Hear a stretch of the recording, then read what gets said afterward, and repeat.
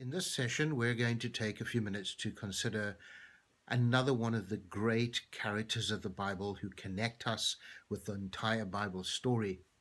His name is Moses. In our last session, we considered Abraham, and today we're going to look at these major themes in the life of Moses. Interestingly enough, we're going to really find this summed up for us, in fact, in the New Testament, although Moses is an Old Testament character from the very early days of the Bible. In fact, we find this summed up for us in the speech of a man called Stephen, who was on trial for heresy, a Jewish man who had upset the Jewish religious authorities, so much so that he was brought to a trial or a defense of his life, and he gives a remarkable speech. We find it, in fact, in the book of Acts chapter 7.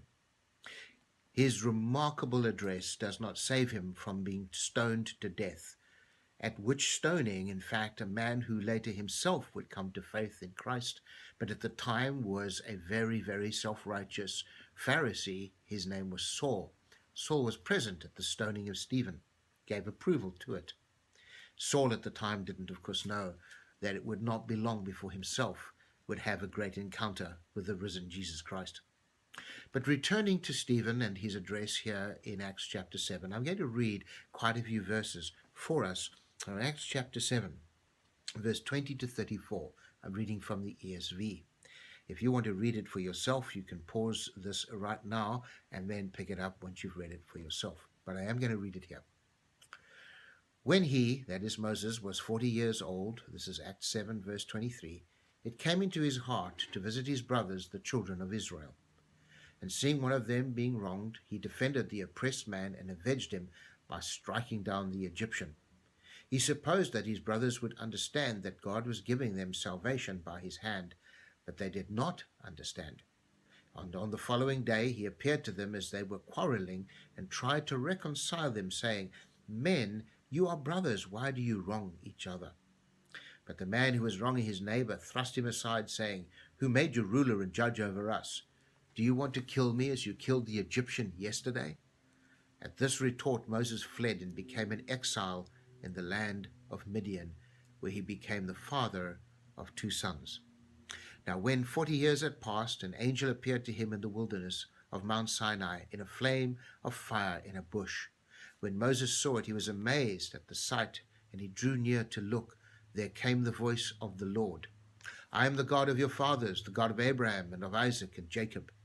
And Moses trembled and did not dare to look. Then the Lord said to him, Take off the sandals from your feet, for the place where you are standing is holy ground.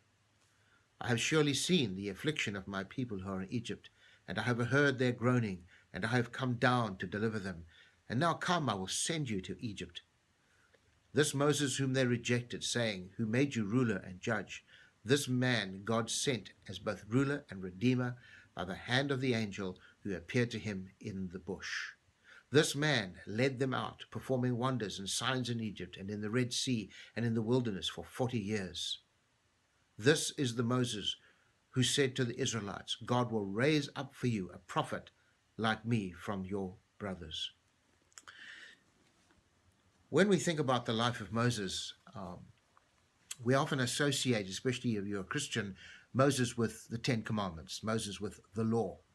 And unfortunately and very sadly and counterproductively, many Christians regard the law and the 10 Commandments as somewhat of a bad thing. On the contrary, the law is a good thing because it's given by a good God for a good reason. Now, if Abraham was the father of a nation and also the father of all who believe in God and are thereby justified, Moses we can consider to be the father of the religion of Israel. He is the one who, by through him, God brings to Israel the rule and the law and the regulation and the ordinances of religious as well as civil life. And in many respects, in Israel, these were not two separate things. Judaism, as we might just broadly and somewhat simplistically describe it, is the product of Moses delivering to the people of Israel the law that God gave to him. So Moses' life can be divided into 3 broad 40-year periods. There is the period when he sort of this early life, his birth, he's being hidden by his mother when Pharaoh wants to kill all the Jewish boys and stop their population growth. And the early life until he kills an Egyptian who's abusing a Hebrew slave, and the Hebrews reject his intervention, and he flees for his life. He goes to the land of Midian.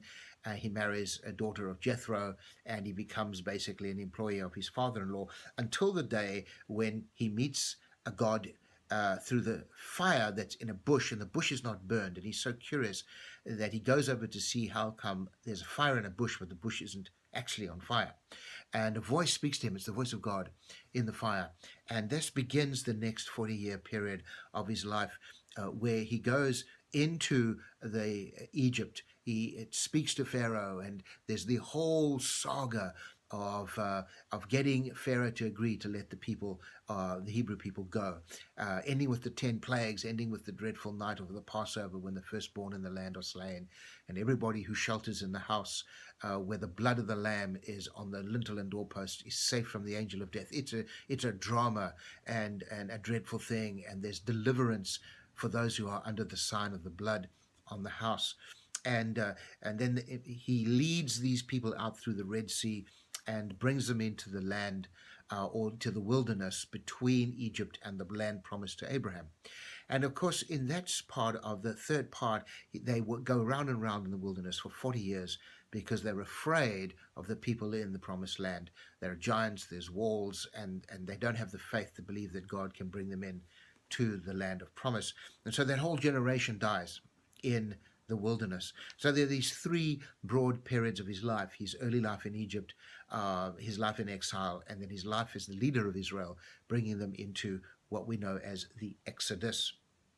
Now Moses is called to be an agent of deliverance. His role is to be this agent of deliverance, this agent of the covenant that God makes with the Jewish people in fulfillment of his promise to Abraham many years before, that he would in fact have a people. This is Abraham. He'd have a descendants, and eventually one of those descendants, Jacob, would have his name changed to Israel, and his descendants would eventually go to the land of Egypt to seek relief from a famine. It's all in the Bible. It's a great story. If you don't know it, you should read it for yourself. You need to fill in the blanks that I can only touch on here today. But he's this agent of deliverance, and God reveals himself to him as Yahweh, the God whose name is too holy to be mentioned. He equips and sends Moses, in a way, in an apostolic sense, back to Egypt to find and bring his people out of slavery. At Mount Sinai, after the Exodus, Moses goes up the mountain, this Mount Sinai. He receives the 10 Commandments, the Decalogue from God, the tablets of stone. This is in Exodus 19.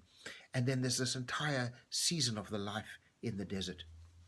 In conclusion, I think Moses is this man who again introduces us to this idea that Moses had a personal relationship with God, face to face with God. It was an intimacy with God.